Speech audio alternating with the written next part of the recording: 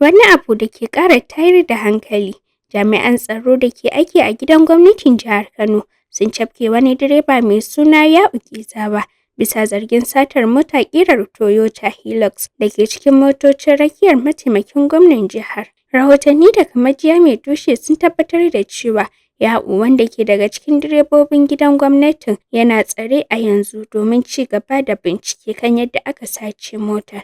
Idan za a iya tunawa, an bayyana cewa an fice da motar ne da safiyar ranar Litinin ta kofa ta 4 na gidan gwamnatin jihar da misalin karfe 5 na safe, ba tare da wani jami'in tsaro ya dakatar da motar ba. Wannan ya haifar da tambayoyi da damuwa kan tsaro a harabar gidan gwamnati. Ko da yake har yanzu gwamnatin Kano bata fitar da wata sanarwa a hukumance ba, majiyoyi daga cikin gidan sun bayyana cewa nasarar kama wanda ake zargin ta samo ne sakamakon bincike na cikin gida da jami'an tsaro suka gudanar cikin sauri. Sunana Aisha Ahmad Iguda daga nan DTV Hausa.